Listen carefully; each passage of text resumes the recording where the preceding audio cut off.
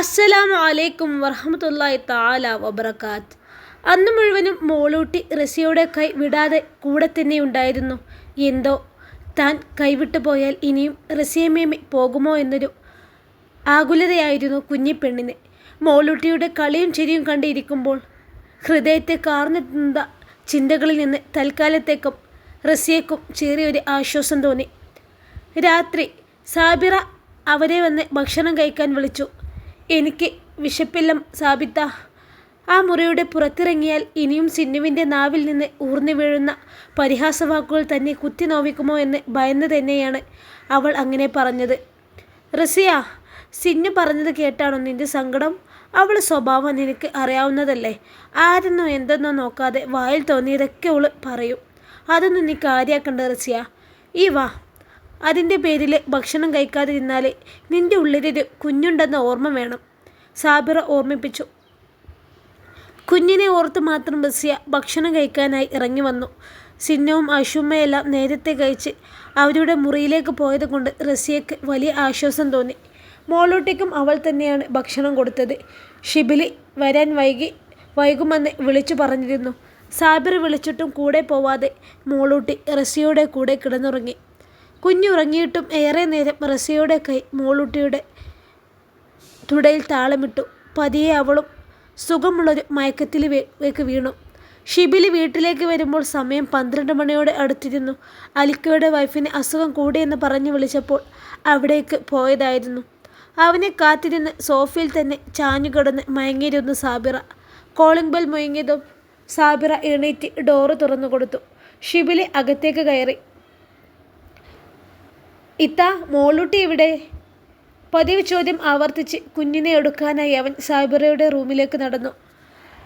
ഷിബി, മോളൂട്ടി അവിടെയില്ല. അവളിന്ന് റസിയമയുടെ കൂടെ ഉറങ്ങുന്നുള്ളത് വാശി പിടിച്ചു. റസിയയുടെ കൂടെ കിടന്നാണ് ഉറങ്ങിയത്. ഉറക്കച്ചവടം മാറാതെ കോട്ടുവായിട്ടുകൊണ്ട് പറഞ്ഞു സാബിറ. ഷിബിലി റസിയയുടെ റൂമിന് നേരെ നോക്കി. ഡോറ് ചാരി വച്ചിട്ടേ ഉള്ളൂ. അങ്ങോട്ട് പോകണോ വേണ്ടയോ എന്നൊരു ചിന്തയോടെ ഒരു നിമിഷം നിശ്ചലനായെങ്കിലും കുഞ്ഞിനെ ഒന്ന് കാണാതെ ഉറങ്ങാൻ കഴിയില്ലെന്ന് തോന്നിയതും അവൻ്റെ കാലുകൾ അങ്ങോട്ട് ചലിച്ചു. ചാരിവെച്ച ഡോറ് പതിയെ തുറന്നവൻ അകത്തേക്ക് നോക്കി. ഒരു പുതപ്പിനിടയിൽ റസിയോട് പറ്റിച്ചേർന്ന് ഉറങ്ങുകയാണവൾ. കുഞ്ഞ് കൂടെയില്ലാതെ അവൻ ഉറങ്ങാറില്ല.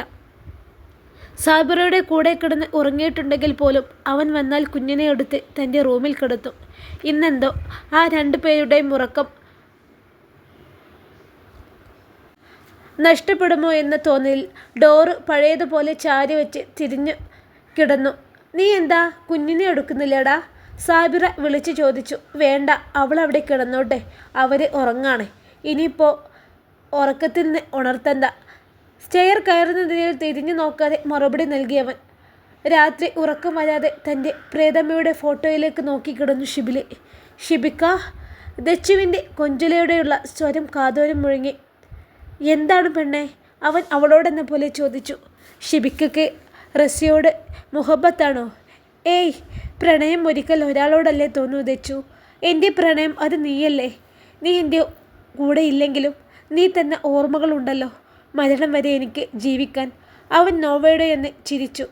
അങ്ങനെയല്ല ഷിബിക്ക. ഷിബിക്കുമെന്ന് ഇടനെഞ്ചിൽ കൈവച്ച് നോക്കിക്കേ. ആ ഹൃദയതാളം എനിക്ക് വ്യക്തമായി കേൾക്കാം. ഷിബിക്കയുടെ ഉള്ളിൽ റസിയോട് ഒരു കുഞ്ഞു ഇഷ്ടമുണ്ടെന്ന് എനിക്കറിയാം. ഇന്ന് എന്തൊക്കെയാണ് അവളെ കണ്ടപ്പോൾ സ്വയം മറന്ന് ചെയ്തു കൂട്ടിയത്. ആ നിമിഷം ഈ ഹൃദയം പൊട്ടാൻ പാകത്തിന് മിടിച്ചത് ഞാൻ കേട്ടതാണല്ലോ. എന്നോട് കള്ളം പറയല്ല കേട്ടോ.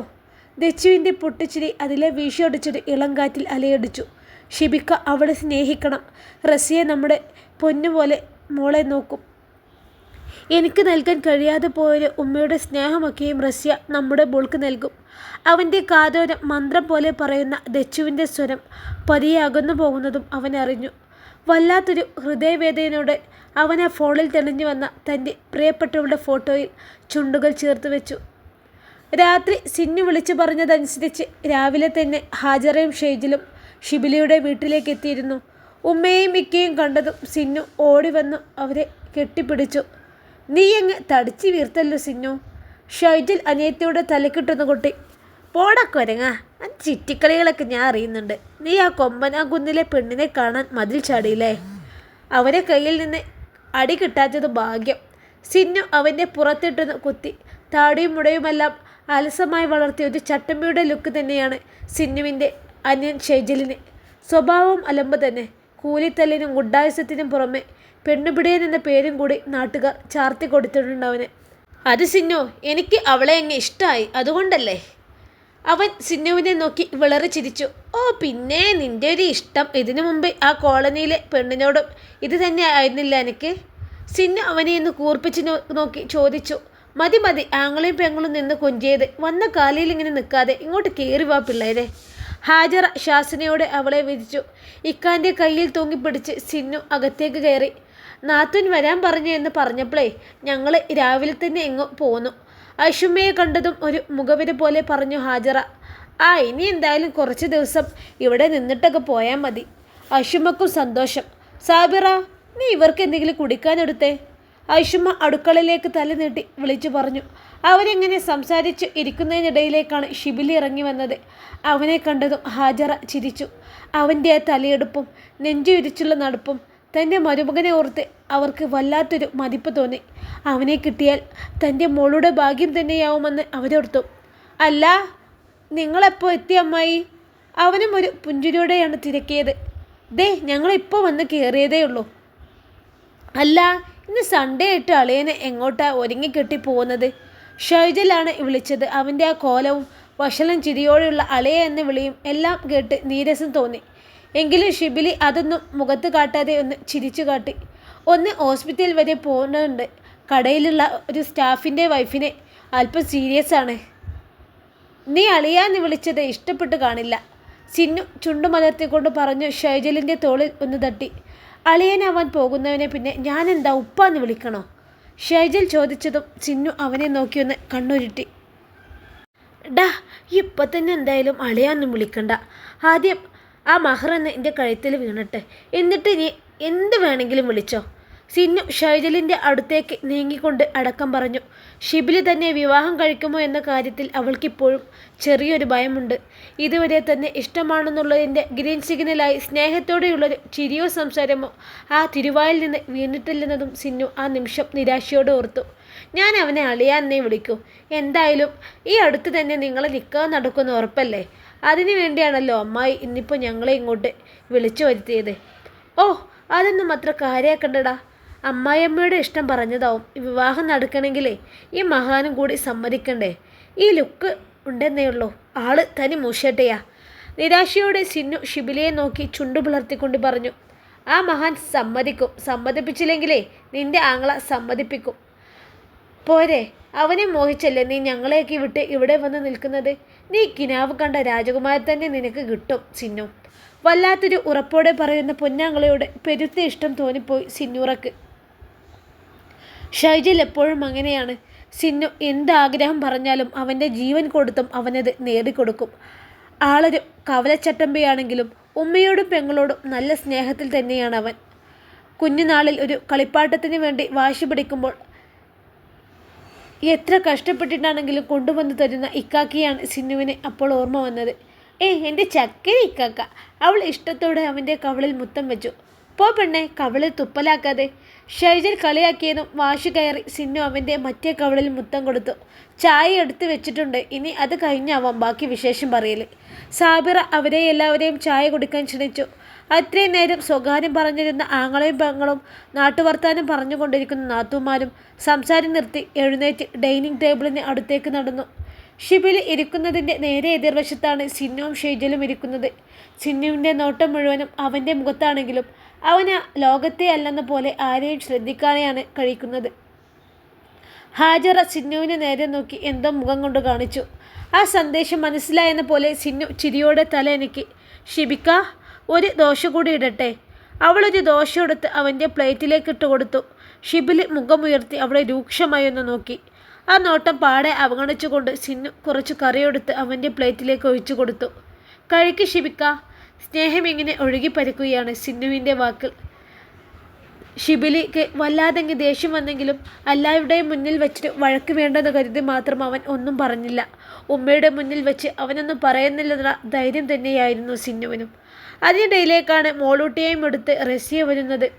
ഐഷുമ്മയോട് എന്തോ സംസാരിച്ചുകൊണ്ട് മുഖം ഉയർത്തിയ ഹാജറ റസിയയെ കണ്ടു. അവരുടെ മുഖത്തെ പേരറിയാത്തൊരു ഭാവം തെളിഞ്ഞത് നിമിഷനേരം കൊണ്ടായിരുന്നു. കുട്ടിത്തം വിട്ടുമാറാത്ത വെളുത്ത് മെലിഞ്ഞൊരു സുന്ദരി പെണ്ണ്. കാഴ്ചയിൽ തൻ്റെ മകളേക്കാൾ എത്രയോ സുന്ദരിയാണവൾ.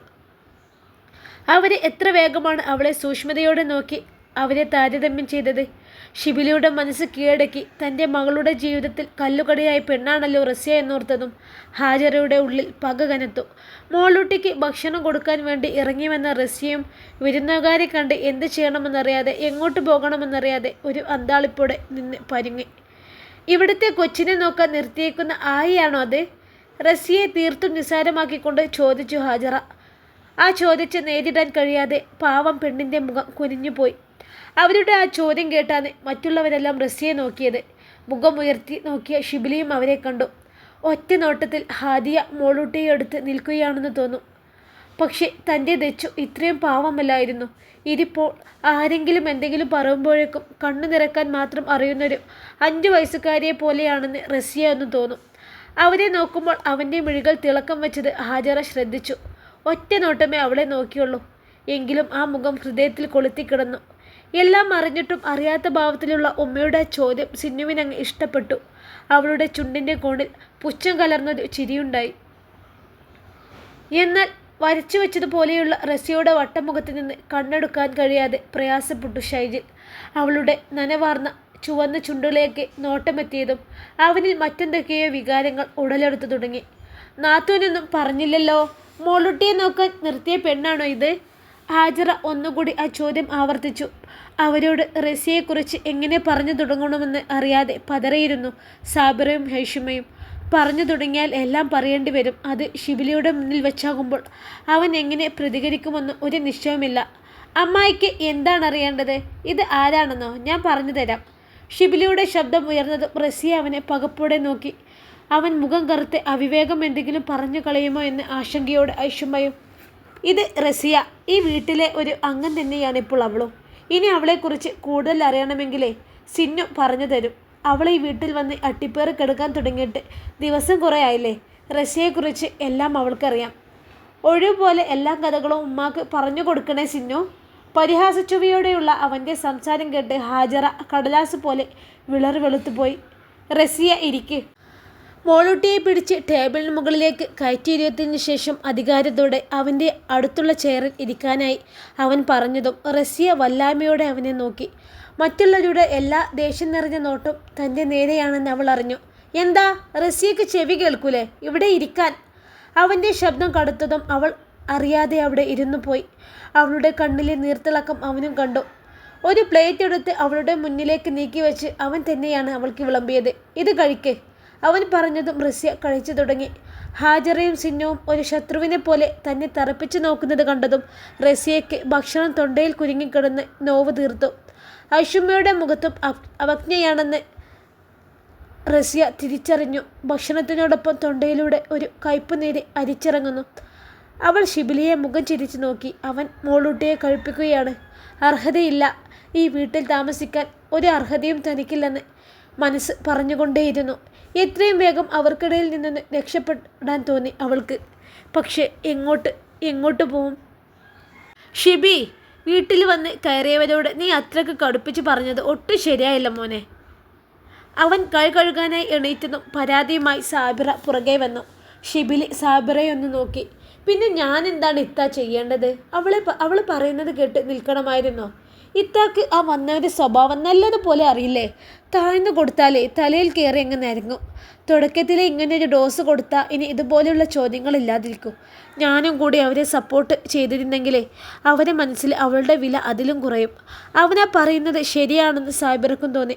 ഇത്താക്ക് കഴിയുമെങ്കിൽ റസിയുടെ കൂടെ നിൽക്കണം. ഒരു കൂടെപ്പിറപ്പിനെ പോലെ കഴിയുമെങ്കിൽ അങ്ങനെ. ആരെന്തു പറഞ്ഞാലും കരയാൻ മാത്രമേ അറിയൂ ആ പാവത്തിന്. ഈ ഒരു അവസ്ഥയിൽ നമ്മളും കൂടി അവളെ കഴിയുകഴിഞ്ഞാൽ. ബാക്കി പറയാതെ അവൻ നിർത്തി. സാബിറ ഷിബിലിയുടെ മുഖത്തേക്ക് നോക്കി. അവൻ്റെ കണ്ണുകളിൽ തെളിഞ്ഞ ഭാവം പ്രണയമാണെന്നവൾ തിരിച്ചറിഞ്ഞു. അവരെ ഒന്നിക്കുന്നതിൽ സാബിറക്കും സന്തോഷം തന്നെ. പക്ഷേ എന്നിരുന്നാലും എന്തോ ഒരു ഭയം നെഞ്ചുളിക്കുന്നുണ്ട്. നീ എപ്പോഴാണ് വരിക ഷിബി? ഐഷുമ്മ അവരുടെ അടുത്തേക്ക് വന്നു. എന്തേ, ഉമ്മാക്ക് എന്തെങ്കിലും വാങ്ങിക്കാനുണ്ടോ? വീട്ടിലേക്ക് എന്തെങ്കിലും വാങ്ങിക്കണോ? അവൻ തിരക്കി. എനിക്കൊന്നും വാങ്ങിക്കൊന്നും വേണ്ട, നീ വന്നിട്ട് എനിക്ക് കുറച്ച് സംസാരിക്കാനുണ്ട്. വൈകിട്ട് കഴിയുമെങ്കിൽ നേരത്തെ വീട്ടിൽ വരാൻ നോക്കുമോനെ. ഉമ്മ പറയാൻ പോകുന്നത് റസിയെക്കുറിച്ച് എന്തെങ്കിലും ആവുമെന്ന് ചിന്തിച്ചു അവൻ. ആ ഉമ്മ, നോക്കാം, ഞാൻ വേഗം വരാൻ നോക്കാം. അലസമായൊരു മറുപടി കൊടുത്ത് അവൻ അവിടെ നിന്നും പോയി. എന്നാലും എൻ്റെ നാത്തൂനെ കുറച്ച് കടന്ന കൈയായി പോയിട്ടത്.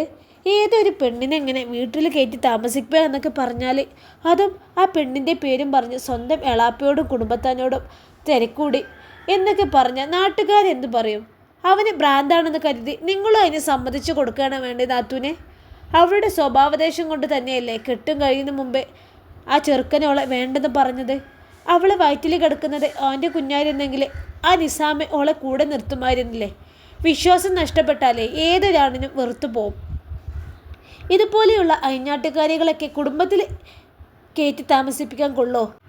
ഇനി ആ കുട്ടി ഷിബിലിൻ്റെതാണെന്ന് പറയാനും ഓള് മടുക്കൂല. ആര് കണ്ടു? ഷിബിലി അങ്ങ് പോയതും ഹാജറ പറഞ്ഞു തുടങ്ങി. ഇതെല്ലാം അവനോട് ഞാൻ പറഞ്ഞു നോക്കിയതാ, പക്ഷെ അവനെ കേൾക്കണ്ടേ? എന്നെക്കൊണ്ട് എന്ത് ചെയ്യാൻ പറ്റും? എങ്ങനെ സന്തോഷത്തോടെ കഴിഞ്ഞ കുടുംബമായിരുന്നു ഞങ്ങളുടെ. അവൾ എന്ന് കാലെടുത്ത് വെച്ചോ അന്ന് തൊട്ട് ആ കുടുംബത്തിൽ പ്രശ്നങ്ങളും തുടങ്ങി. ഐഷുമ്മ അമർഷം കടിച്ചമർത്തിക്കൊണ്ട് പറഞ്ഞു. റസിയയുടെ കാലാണ് എല്ലാ പ്രശ്നങ്ങൾക്കും കാരണമെന്നവർ വിധി എഴുതി. ഇറക്കി വിടണം, എവിടെയെങ്കിലും പോയി തൊലയട്ടെ, നമ്മളതൊന്നും അന്വേഷിക്കേണ്ട കാര്യമില്ലല്ലോ. ഇത്രയും ദിവസം ഇവിടെ ഉണ്ടുറങ്ങി സുഖിച്ച് കഴിഞ്ഞില്ലേ, മതി, ഇവിടുത്തെ പൊറുതി മതിയെന്ന് പറഞ്ഞേക്കണം. ഹാജറ തുറന്നടിച്ചു. ഷിബിക്ക് ഇനിയും ജീവിതം കെടുക്കല്ലേ? അവനെ സിന്നുവിനെ വിവാഹം കഴിച്ച് അവരെ ജീവിച്ചു തുടങ്ങുമ്പോൾ ഈ പെണ്ണും ഓളുടെ പേച്ച് സന്ധതിയൊക്കെ ഈ വീട്ടിലൊരു അധികപ്പറ്റ് തന്നെയാവും. അവരുടെ സംസാരം കേട്ട് ഒരു ഭിത്തിക്കപ്പുറം നിന്ന് റസിയുടെ ഹൃദയം വല്ലാതെ വേദനിച്ചു. 1000 കൂരമ്പുകൾ ഒരുമിച്ച് കുത്തിയിറങ്ങുന്ന വേദന തിങ്ങിയതും അവളുടെ തൊണ്ടക്കുഴിയിലേക്ക് ഒരു ഗദ്ഗതം പിടഞ്ഞെത്തിയിരുന്നു. ഏങ്ങൽ ചീലകൾ പുറത്തു ചാടൻ വെമ്പിയതും തട്ടത്തിൻ്റെ തുമ്പാൽ വാ പൊത്തിപ്പിടിച്ചവൾ. ആ വീട്ടിൽ അങ്ങനെ നിന്ന് കരയാൻ പോലും അവൾക്ക് ഭയം തോന്നി. ചുവരുകൾക്ക് പോലും കാതുണ്ടാകും, ആരെങ്കിലും കേട്ട് വന്നാലോ? ഇനിയും ഞാൻ ഇവിടെ നിന്നാൽ പൊട്ടിക്കരഞ്ഞു പോകുമെന്ന് അവൾക്ക് തോന്നി. അവൾ തിരിഞ്ഞു നടക്കാൻ ഒരുങ്ങിയതും എന്തിലോ ഒന്ന് നെറ്റിയിടിച്ചു നിന്നു. മുഖം ഉയർത്തി നോക്കിയ റസിയ നെട്ടിപ്പകച്ചുപോയി. ഒരു വഷളൻ ചിരിയോടെ തന്നെ നോക്കി നിൽക്കുന്ന ഷേജലിനെ കണ്ടതും അവളാകെ പരിഭ്രമിച്ചു. തൻ്റെ പിറകിൽ ഇങ്ങനെ ഒരാൾ നിൽപ്പുണ്ടായിരുന്നുവെന്ന് അവൾ അപ്പോഴാണ് അറിയുന്നത്. എന്ത് ചെയ്യണമെന്നറിയാതെ അവൾ വെപ്രാളപ്പെട്ടു. അവളുടെ ചുവന്ന കലിങ്ങിയ മിഴികളും വെളുത്ത ചുവന്ന മൂക്കിൻ തുമ്പും ഒരു മഞ്ഞുതുള്ളി വീണതുപോലെ ചുവന്ന റോസാദളങ്ങളും നിമിഷനേരം അവൻ്റെ മിഴികൾ അവളുടെ മുഖത്താകെ ഓടി നടന്ന് ആ സൗന്ദര്യം ഒപ്പിയെടുത്തു. നോക്കിയും കണ്ടുമൊക്കെ നടക്കേണ്ട റസിയ. അവൻ്റെ കൗശലം നിറഞ്ഞ നോട്ടവും സംസാരവും റസിയയിൽ വല്ലാത്തൊരു ഭയം ജനിപ്പിച്ചു. റസിയ എന്നല്ലേ അയാൾ പറഞ്ഞത്? എൻ്റെ പേര് എങ്ങനെ? ഞാൻ അറിയാതെ, സോറി. തൊണ്ടക്കുഴിയിൽ ഒരു കരച്ചിൽ കുരുങ്ങി കിടപ്പുള്ളത് കൊണ്ട് അവൾക്ക് വാക്കുകൾ മുറിഞ്ഞു. തൻ്റെ തലയടിച്ച് അവനെ വേദനിച്ചു കാണില്ലേ എന്നാണ് അപ്പോൾ അവൾ ഓർത്തത്. ഓ, സോറി ഒന്നും വേണ്ട പെണ്ണേ. അവളുടെ ചോര ചുവപ്പുള്ള ചുണ്ടുകളിൽ നോക്കിയാണ് അവനത് പറഞ്ഞത്. തന്നെ ഒരുപാട് അടുത്തറിയുന്ന ആളെപ്പോലെയുള്ള അവൻ്റെ പെരുമാറ്റം അവൾക്കെന്തോ അതത്ര ഇഷ്ടപ്പെട്ടില്ല. ഒട്ടൊരു വെപ്രാളത്തോട് റസിയ അവനെ കടന്നുപോയിട്ടും അവൾ പോയ വഴിയെ നോക്കി ഷൈജിൽ ഒരേ നിൽപ്പ്. പോയി. എന്തൊരു ഭംഗിയാണ് ആ പെണ്ണിന്. ആദ്യ നോട്ടത്തിൽ തന്നെ അവൾ ഹൃദയത്തിൽ കയറിയങ്ങി കൊളുത്തി. ഒരു വട്ടമെങ്കിലും അവളെയൊന്ന് രുചിക്കണമെന്നൊരു മോഹം ഷൈജലിൻ്റെ മനസ്സിനെ അസ്വസ്ഥമാക്കി. ഇനിയും സമയമുണ്ടല്ലോ, അവസരം വീണ് കിട്ടാതിരിക്കില്ല. ആ ഒരു ഓർമ്മയിൽ അവൻ്റെ കണ്ണുകൾ വന്യമായി തിളങ്ങി. നബീസു! ഹംസയുടെ മുഴക്കമുള്ള ശബ്ദം കേട്ടതും മതിലിനപ്പുറം നിന്ന് ഷിബിലിയുടെ വീട്ടിലേക്ക് എത്തിക്കുത്തി നിൽക്കുന്ന നബീസയുമെന്ന് വിറച്ചു. തിരിഞ്ഞു നോക്കുമ്പോഴത് അടുക്കളവാതിൽക്കൽ തന്നെ കൊല്ലാനുള്ള ദേഷ്യം നിറച്ച് നിൽപ്പുണ്ടയാൾ. ഈ എന്താ അവിടെ കിടന്ന് പരുങ്ങുന്നത്? അയാളുടെ കൂർത്ത നോട്ടവും പരുക്കൻ ചോദ്യവും കേട്ടപ്പോൾ നബീസുമ്മയുടെ മുഖം താഴ്ന്നു പോയി. ഹംസ ചാടിപ്പടഞ്ഞ് അവളുടെ അടുത്തേക്ക് ചെന്നു. ഞാൻ ഒരു മറുപടിയില്ലാതെ ഭർത്താവിൻ്റെ മുന്നിൽ നിന്ന് ഉയറി നബീസുമ്മ. അവരാകെ വിയർത്തു തുടങ്ങിയിരുന്നു. ഇനി കള്ളം പറഞ്ഞ് ബുദ്ധിമുട്ടേണ്ട നബീസു, എനിക്കറിയാം ഇജൻ്റെ പുന്നാര മരുമോളെ നോക്കാൻ വന്നതാവുന്ന്. അവൾ ഇന്നലെ വന്നിട്ടുണ്ടെന്ന് അറിഞ്ഞതു മുതൽ തുടങ്ങിയതാണല്ലോ നിൻ്റെ തലകറക്കം. അയാൾ ആ പറഞ്ഞത് സത്യം തന്നെയാണ്. റസിയെ കണ്ടുകിട്ടിയെന്ന കാര്യം സാബിറ വിളിച്ചറിയിച്ചത് മുതൽ നബീസുമ്മയുടെ മനസ്സ് അപ്പുറത്ത് തന്നെയാണ്. ഇടയ്ക്ക് ആ മതിലിനടുത്ത് ചെന്ന് നിൽക്കും. റസിയെ ഒരു നോട്ടമെങ്കിലും കാണാൻ കഴിഞ്ഞെങ്കിലോ അവളെ ഒന്ന് അടുത്ത് കണ്ടാൽ ആ കാലിൽ വീണെന്ന് മാപ്പ് പറഞ്ഞ് പൊട്ടിക്കരയണമെന്നുണ്ട് അവർക്ക്. നിസാമിൻ്റെ ചതി അറിയാതെ വീണ്ടും അവളെ കൂട്ടിക്കൊണ്ടു വന്നതിന്, അവൻ്റെ കൂടെ തനിയെ ഹോസ്പിറ്റലിലേക്ക് അയച്ചതിന്, അവളെ വീണ്ടും വീണ്ടും വേദനയുടെ ആഴങ്ങളിലേക്ക് തള്ളിവിട്ട് അവളുടെ ഹൃദയത്തെ കുത്തി നോവിപ്പിച്ച് രസിച്ച തൻ്റെ മകന് വേണ്ടി ഒരിക്കൽ കൂടി ആ പെണ്ണിന് മുമ്പിൽ നിന്ന് ചെന്ന് നിന്നൊരു മാപ്പ് ചോദിക്കണമായിരുന്നു അവർക്ക്. നിനക്കങ്ങോട്ട് പോവണം നബീസു, ആ ഒരുമ്പട്ടോളെ നിനക്കിനിയും കാണണോ? അയാൾ അവരുടെ നേരെ ചീറിയതും നബീസുമ്മയുടെ ഉള്ള് കിടുകിടുത്തു. എനിക്ക് എങ്ങും പോണ്ട, ആരെ കാണും വേണ്ട. ഇനിയെങ്കിലും ആ പെണ്ണിനെ നിങ്ങളും നിങ്ങളെ മോനും വെറുതെ വിട്ടാൽ മതി. അത് എവിടെയെങ്കിലും പോയി ജീവിച്ചോട്ടെ, നബീസുമ്മ ധൈര്യം വരുത്തി പറഞ്ഞു. അവളെയും അവളെ രക്ഷകൻ ചമയുന്ന പുന്നാര മോനെയും ഞാൻ വെറുതെ വിടുമെന്ന് എനിക്ക് തോന്നുന്നുണ്ടോടി? അയാളുടെ ചുണ്ടിൻ കോണെന്ന് വക്രിച്ചു. അവന് കളിച്ചതേ ഈ ഹംസയോടാ. എന്നെ തോൽപ്പിച്ച് അവനെ അവളെയും കൊണ്ട് ഈ നാട്ടിൽ വാഴുന്നത് ഈ ഹംസക്കൊന്ന് കാണണം. അതും പറഞ്ഞ് ഹംസ അകത്തേക്ക് കയറിപ്പോയി. നബീസുമ്മ പിറകെ ചെന്നു. ഷിബിലി നേരെ പോയത് ഹോസ്പിറ്റലിലേക്കായിരുന്നു. ICUവിന് മുമ്പിലിരിക്കുന്ന അലിക്ക അവനെ കണ്ടതും എഴുന്നേറ്റ് നിന്നു. മോനെ. അവനെ വിളിക്കുമ്പോൾ ആ സ്വരത്തിലെ തളർച്ച ഷിബിലി അറിഞ്ഞു. രാത്രി മുഴുവൻ ഉറക്കമൊഴിച്ചിരുന്നതിൻ്റെ ക്ഷീണവും അവശതയും അയാളുടെ മുഖത്ത് തെളിഞ്ഞു നിന്നിരുന്നു. ഡോക്ടർ എന്താണ് പറഞ്ഞത്? ഉമ്മച്ചിക്കിപ്പോൾ എങ്ങനെയുണ്ട്? ഷിബിലി തിരുക്കി. ബന്ധുക്കൾക്ക് പോലും തോന്നാത്ത അടുപ്പമാണ് അവൻ തന്നോട് കാണിക്കുന്നത്. തൻ്റെ ഭാര്യയെ ഹോസ്പിറ്റലിൽ അഡ്മിറ്റ് ചെയ്തിട്ട് ഈ നേരം വരെ ബന്ധുക്കൾ ആരും തിരിഞ്ഞൊന്നും ഇങ്ങോട്ട് നോക്കിയിട്ടില്ല. ഈ പട്ടിണി പാവങ്ങളെ അല്ലെങ്കിലും അവരൊന്നും ഓർക്കാറില്ല. ഷിബിലി കൂടി കൈയൊഴിഞ്ഞാൽ തനിക്കും തൻ്റെ പെൺമക്കൾക്കും ആരുമില്ലെന്നോർത്തതും അലിക്കയുടെ മിഴികൾ ഈറനായി. കുറവുണ്ട്. അയാൾ അവൻ കാണാതെ കണ്ണിൽ പൊടിഞ്ഞ കണ്ണുനീർ തുടച്ചു മാറ്റിയിരുന്നു. ഞാനൊന്ന് ഡോക്ടറോട് സംസാരിച്ച് നോക്കട്ടെ അലിക്ക. ഡോക്ടറുടെ ക്യാബിനടുത്തേക്ക് അവൻ പോകുമ്പോൾ അലിക്കയും അവൻ്റെ പുറകെ ചെന്നു. അന്ന് തന്നെ അലിക്കയുടെ ഭാര്യയെ റൂമിലേക്ക് മാറ്റിയിരുന്നു.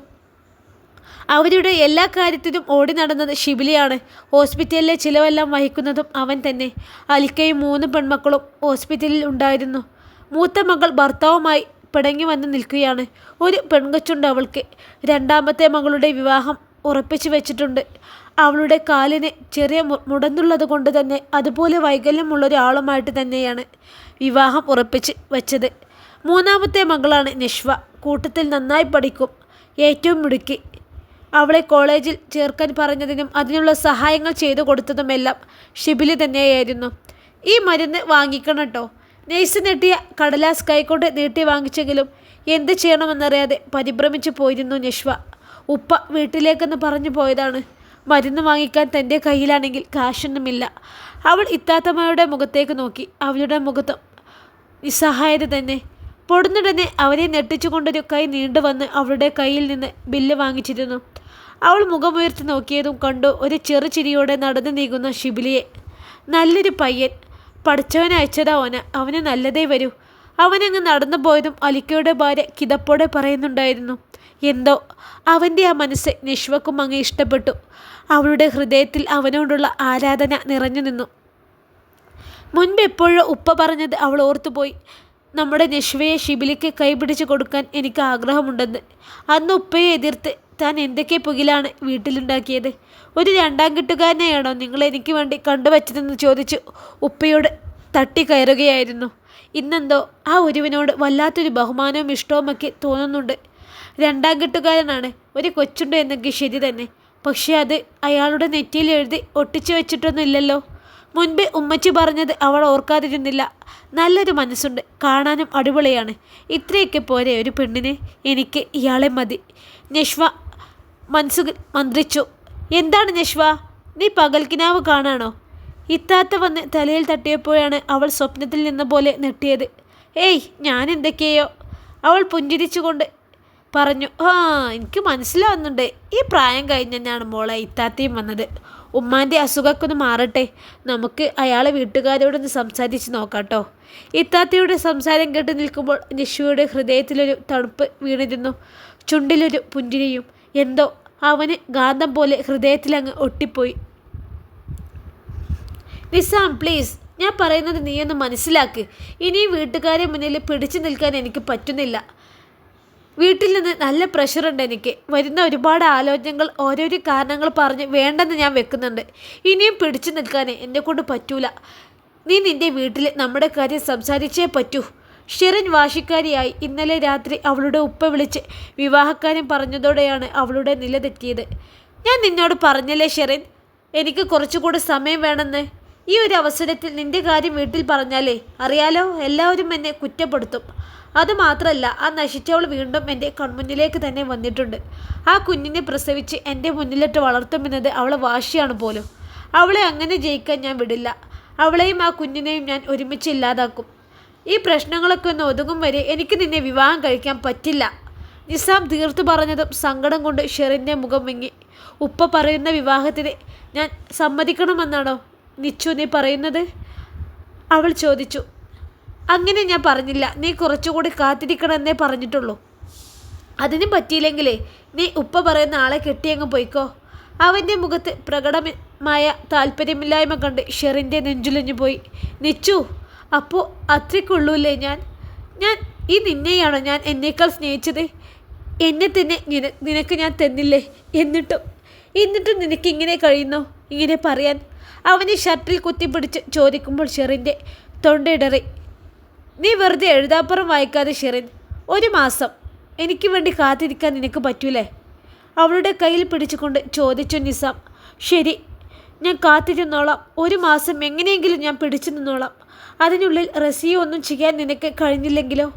മുഖം അമർത്തി തുടിച്ചവൾ ശൗര്യം വിടാതെ ചോദിച്ചതും നിസാം ഉത്തരമില്ലാതെ അവളുടെ മുഖത്തേക്ക് നോക്കി.